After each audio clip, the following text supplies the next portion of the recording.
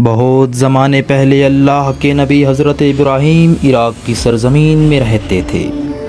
وہ اللہ کے سچے اور فرمانبردار نبی تھے۔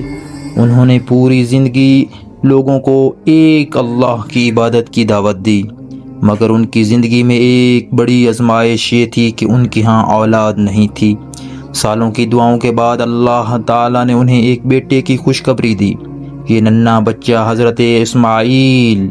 حضرت ابراہیم اپنے بیٹے سے بے حد محبت کرتے تھے، لیکن اللہ اپنے خاص بندوں کا امتحان بھی خاص لیتا ہے۔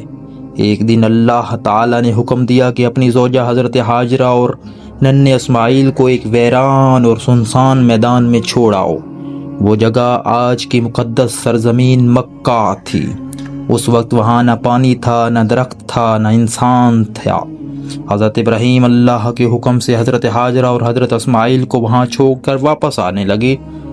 حضرت ہاجرہ پریشان ہو کر بولیں، اے ابراہیم، آپ ہمیں اس ویرانے میں اکیلے چھوڑ کر جا رہے ہیں۔ حضرت ابراہیم خاموش رہے، کیونکہ دل باپ کا تھا مگر حکم اللہ کا۔ پھر حضرت ہاجرہ نے پوچھا، کیا اللہ نے آپ کو ایسا حکم دیا ہے؟ حضرت ابراہیم نے فرمایا، ہاں۔ یہ سن کر حضرت ہاجرہ وہ ایمان بھرا جملہ کہا جو آج بھی دلوں کو ہلا دیتا ہے۔ حضرت ہاجرہ نے کہا، پھر اللہ ہمیں ضائع نہیں کرے گا۔ کچھ وقت گزرا، پانی ختم ہو گیا۔ ننھے اسماعیل پیاس سے تڑپنے لگے۔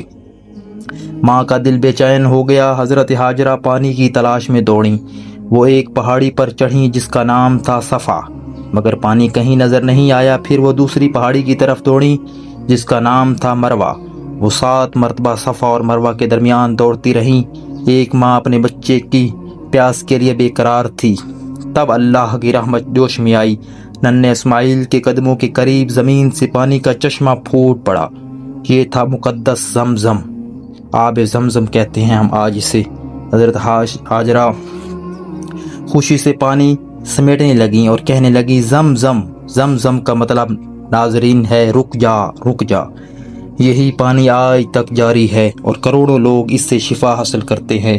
وقت گزرتا گیا، حضرت اسماعیل بڑے ہونے لگے۔ پھر اللہ نے حضرت ابراہیم کو ایک اور عظیم آزمائش میں ڈالا۔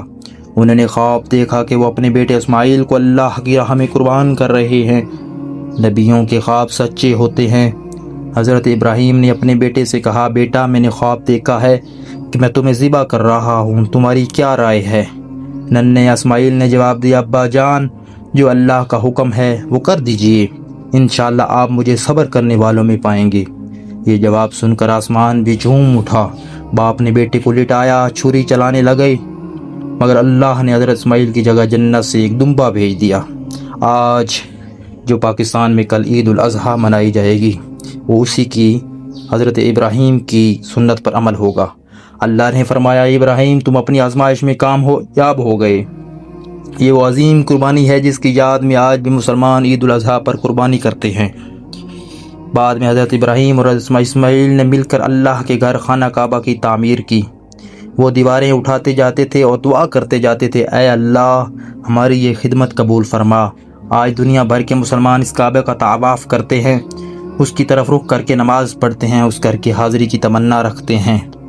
حضرت ہاجرہ نے ہمیں توکل سکھایا، حضرت اسماعیل نے ہمیں فرما برداری سکھائی، اور حضرت ابراہیم نے اللہ کے لیے سب کچھ قربان کرنا سکھا دیا۔